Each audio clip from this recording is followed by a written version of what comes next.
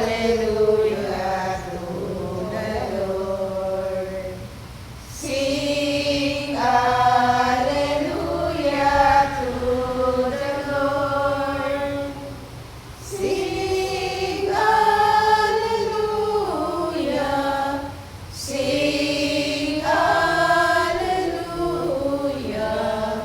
Sing hallelujah to the Lord. Jesus is risen from the dead. Jesus is risen from the dead. Jesus is risen. Jesus is risen.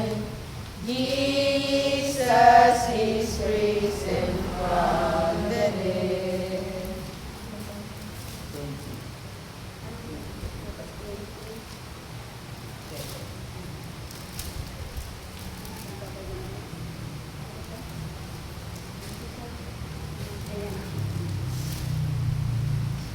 Ang mabuting balita ng ating Panginoon ayon kay San Lucas. Papuri sa iyo, Panginoon.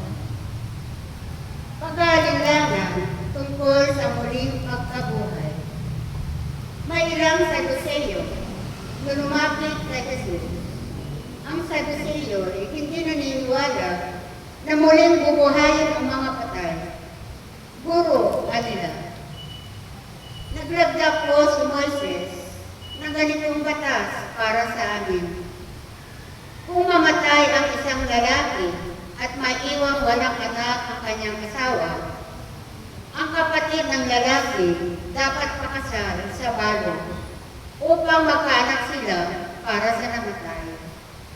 May 7 magkakapatid na lalaki. Nag-asawa ang panganay at namatay na walang anak. Napakasal sa balo ang pangalawa at namatay. Gayon din ang nangyari sa pangatlo hanggang sa pang-7. Isa-isang napangasawa ng babae at pawang namatay na walang anak. Sa kahuling-hulihan, namatay naman ang babae. Sa muling pagkabuhay, sino po sa 7 ang kikilalanin asawa niya? Yamang napangasawa niya silang lahat. Sumagot si Jesus, sa buhay na ito, ang mga lalaki at mga babae nag-aasawa.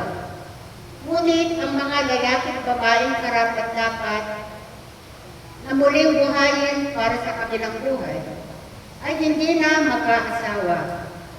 Hindi na sila mamamatay sapagkat matutulad sila sa mga anghel at sila ay mga anak ng Diyos. Yamang muli silang binuhay. Maging si Moises ay nagpapatunay na muling binubuhay ang mga patay. Sapagkat sa kanyang kasaysayan, hindi siya nagliliyab na mababang punong kahoy.